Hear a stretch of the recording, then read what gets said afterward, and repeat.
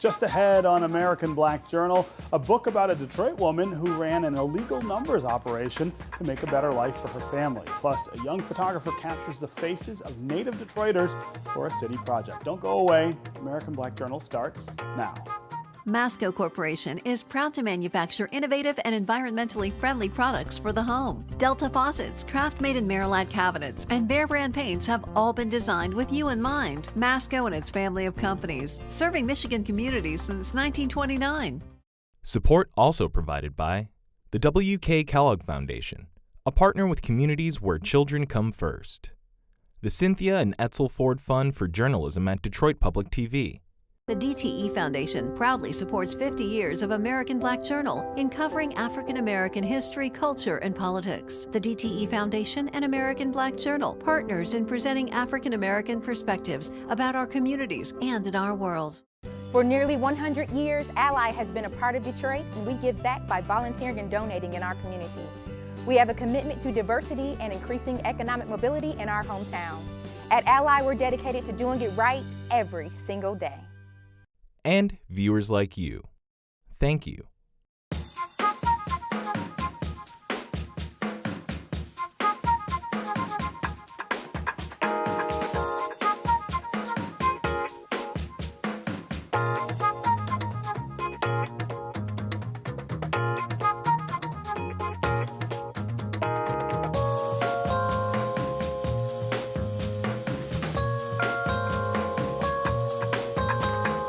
Welcome to American Black Journal. I'm Stephen Henderson. We took the show out of the studios today to Motor City Java House in Detroit. Thanks to the staff here for having us. We're starting with author Bridgett Davis's first nonfiction book titled The World According to Fannie Davis. The book is set in Detroit in the 1960s and 70s and tells the story of Bridgett's mother, Fannie, and her illegal numbers running operation. I spoke with Bridgett about the book on WDET's Detroit Today. The numbers are ubiquitous in Black culture, and most Black folks know about the numbers. They were essentially a precursor to the legal lottery. They were a thriving underground economy, actually, because many people were employed helping to keep this business running. And my mom was very instrumental because she was a bookie and a banker in the numbers, business here in the city. She started out because she'd migrated north. She'd migrated from Nashville with my dad and my three oldest siblings. The same reason so many people became part of the Great Migration. She and my dad wanted to improve their lives, their financial lives. And my father thought he could find good work, in the auto plants.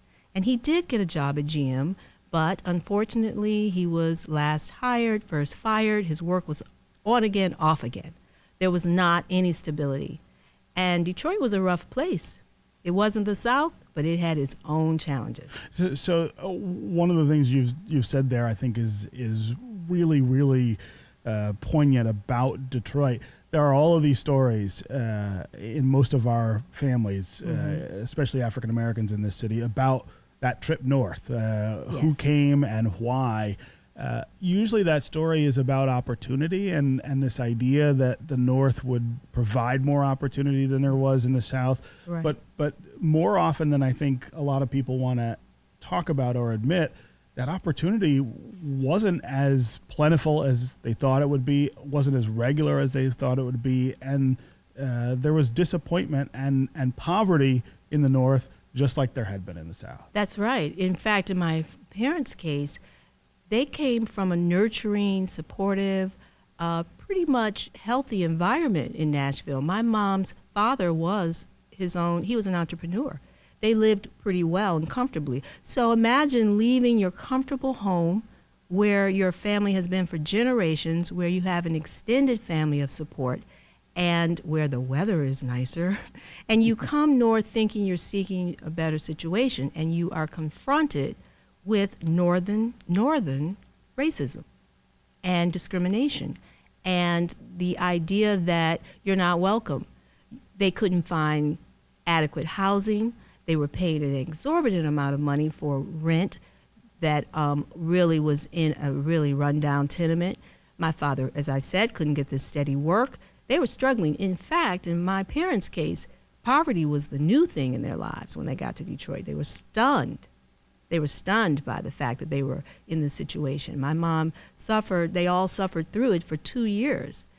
And so that's the point at which my mother said, I got to do something. I have to earn I money. have to figure this out. Yeah. I have to make a way out of no way. And so she gets involved in the numbers and talk about her entree to that world. What was Right. that like? Well, she had been living on a street called Delaware. We all know that street. You know that street. And it was, for me, an infamous street growing up because she didn't even like to mention it.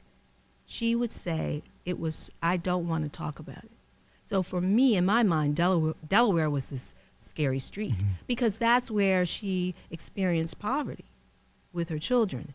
And so she was living there. What she did notice is that all these folks around her were playing the numbers. Not for a lot of money even, but they were doing it, like, consistently. It's not as though she hadn't seen the numbers in Nashville. She had. The numbers had moved across the country, but she had not sort of been up close around it. And when she noticed that, my mom was really smart. She thought, there's an opportunity here. I could actually take these people's bets. Why not? And that led her to do this incredible thing. She showed up in the middle of the night once at my Uncle John's door, her brother John. Fortunately, he had been living in Detroit for a few years. He was actually a horseman. He worked at the local racetrack. He actually went on to become one of the first African-American trainers in the country. But at the time, he had steady work. He was an exercise boy, as they called it. And so she knew he had some stability and means. And she just showed up at his door in the middle of the night. He said to me, she woke me up and everything. And she walked into his living room. She did not even take off her coat. And she said to him, John, I believe I can bank the numbers, but I just need $100. Can you loan me $100? Which in those days, of course, was a lot more than it is today. I mean, that's an Exactly. unimaginable amount of money, really. Yes, and I tell people that was 1958. And right at the same time, Berry Gordy was borrowing $800 from his family fund to start Motown, just to give you a sense, right? So that $100 was a lot, and my uncle said he listened to her. Everything she said made sense, and he said, okay, Fannie, I've got it. I'll give it to you. And this was not just I'm going to open this business and I need money. This was also I'm going to do something that is a little bit dangerous. Yeah, the risk wasn't exciting to her. It was simply worth it. In her mind, it was risky to not figure out a way to care for your children. She had the only options available to black women in that time in Detroit. There were only 3. You take a low-rung job in the factories for less money than the men were making, for long hours and really grueling work, or you do day work in white women's homes, or maybe you could be a cleaning woman in an office building. Well, it's not as though my mom thought she was above all that. She just thought that is senseless because that's very little money for long hours that requires me to leave my children all day to raise themselves. That's not worth it. That to her was the risk. So the opportunity to bank the numbers, that seemed like a viable option. Right. This is a better choice than these other Yeah, things. absolutely. Very simple calculation. Very simple calculation. So what did a typical day look like for your mom when she's doing this? Yeah, it was interesting. She was on the phone a lot. My memory of her was when she had reached a point in the business where people called in their bets. I suspect in the early days when she really just got started and she had this penny business in the late 50s, early 60s, a lot of people probably came by and literally turned in their bets, their numbers to her physically on little pieces of paper. But by the time I have a cogent memory of her running her business, she's on that telephone, taking numbers throughout the day. Sometimes a customer would say, Fannie, I like going fishing on Saturday morning. I like to turn my numbers in before I leave. So I'm going to call you at 5:30 a.m., okay? Yeah. What could she say? Right. I need the money. So Yeah, this is my business. This is what I do, and I'm reliable and these are my customers, and I want them to know that they can depend on me. And her success in running this business, did it attract negative attention from other people who were involved in illegal activity in Detroit? The beauty of it is no, not at all. I never saw a crossover between the numbers and, say, drug trades or anything like that. The numbers was its own universe. And understand, people involved in this did not think of it as, something wrong. They thought this is a legitimate business that just happens to be illegal. That's how they all thought. Mm-hmm. That's how my mom thought. That's how I feel. And did she ever have close calls with the law because it was illegal? I mean, you're at once, I think, a little nervous about other people running the numbers and people in other illegal businesses, but also trying to avoid the attention of the police, right? Yeah, that was real. That was real. And so she had all of these safeguards that she put in place. The biggest one was we all simply knew not to tell anyone. That's why it was such a big secret that we all kept diligently. And that's a hard thing to do, right? It wasn't you can't so talk hard, about what your mother does. No, it wasn't so hard. You're right. I mean, it was hard to not talk about her because I wanted to brag about her. But think about it. Did you really feel excited to tell people what your parents did for a living? Not really. I don't know. I feel like I can remember in kindergarten everyone bragging about what their parents did, like what their dads did. That was one of the things that always bothered me because I was like, well, my dad really just works in a hospital. Right. But these other people's dads were lawyers and doctors and things like that. I mean, when you're a little kid, you want to... Well, it sounds like you went to school with more upscale folks. Because my memory is that actually, it wasn't an unusual thing not to talk about it. It is true that you usually knew what your friends' parents did because you could see, like my best friend's mom and dad worked for the post office. You kind of knew that. You saw them in their uniforms or whatever. So, yeah, you're right. But keeping that secret was just my normal. I didn't struggle to keep the secret. I knew, even though it wasn't talked about, that was a way to protect her safety and therefore our livelihood. Yeah, I just was like, I will tell no one. And talk about the success that your mom had doing this. I mean, you say it was a successful business. What does that mean in practical terms? Right. I tried to look back as an adult and try to contextualize it. And my sense is that it was as though my mom ran a really healthy small business. I can't put a dollar amount to it, right? But I would say it was enough to give us a really stable middle class, pushing into upper middle class life. Yeah. And did that change your lives? Did that were you able to do things that you couldn't do before when you were relying just on your father's work? Oh my goodness. I am fortunate that by the time I was born, my mom was already in business for a couple years. So I only remember a good life. The joke in our family was that I came home to French provincial baby furniture. Not the case for my sister, only 4 years older, because life had changed that drastically, thanks to my mom's, efforts in the business, thanks to her livelihood. Yeah. Yeah, it was different. And so for you growing up, talk about what Detroit was like at that time in your neighborhood.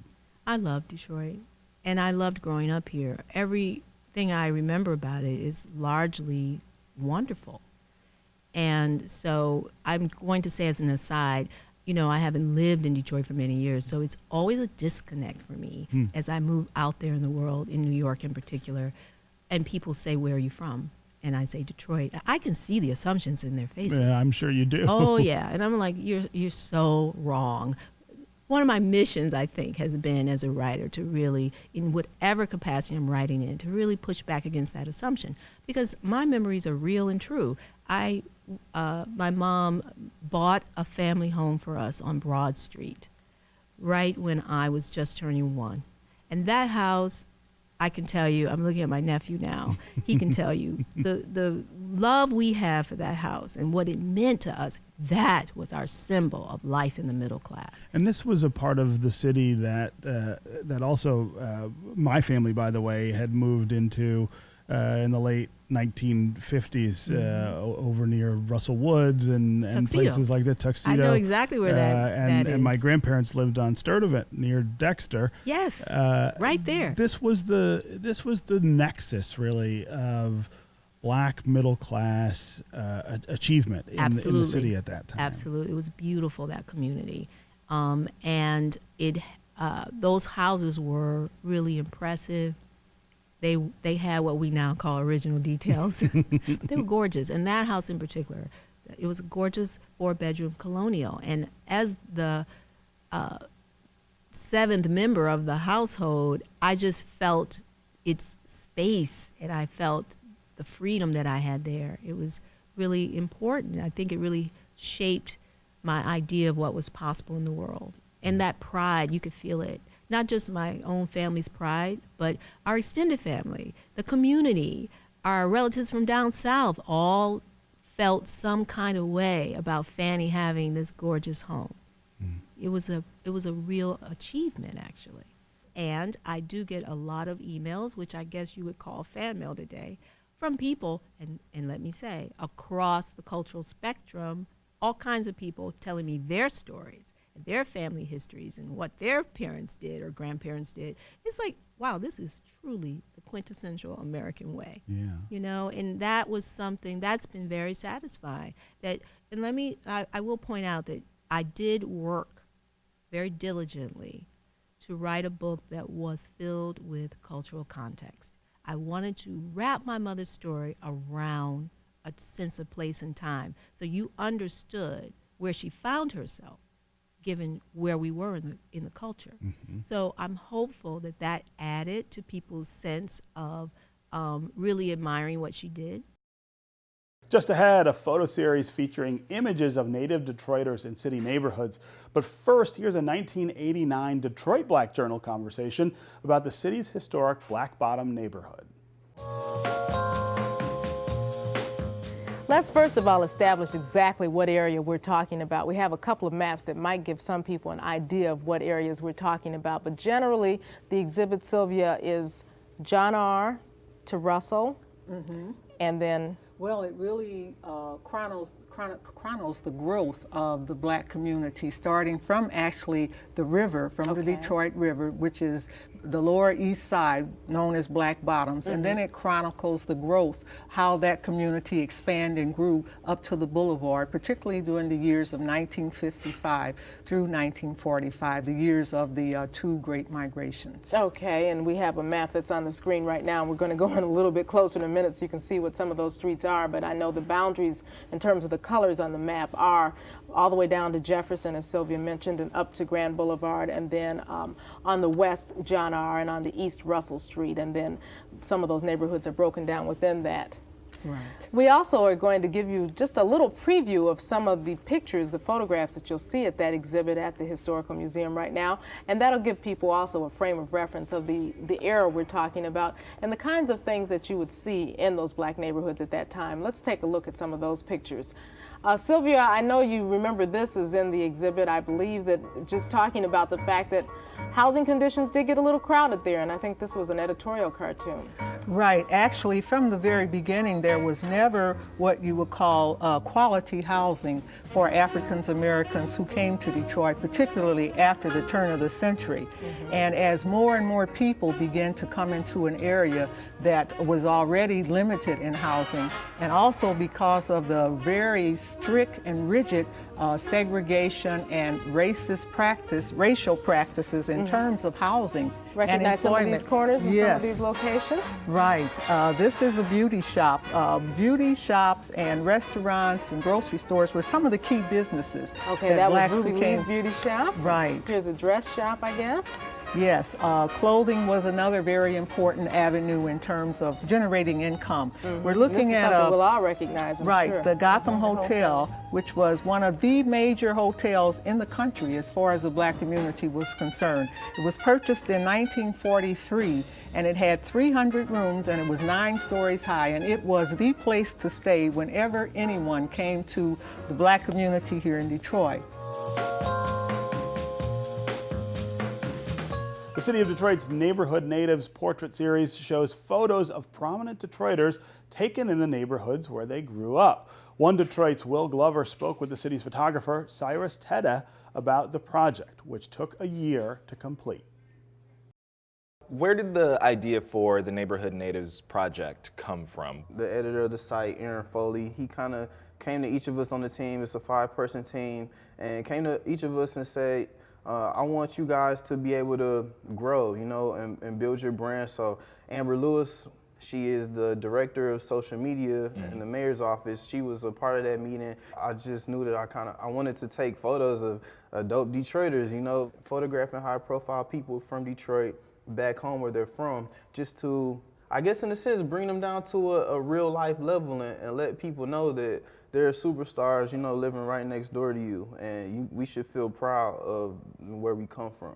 The first person that we ended up shooting was Mary Wilson. We were at Crane's homecoming, I think it was 2017, and Mary was there, and Amber just had the idea to go in the back. She's like, I'm gonna try to get Mary for the photo shoot. 30 minutes or 40 minutes later, we're with Mary Wilson in the Brewster Projects. We stole her from Crane's homecoming.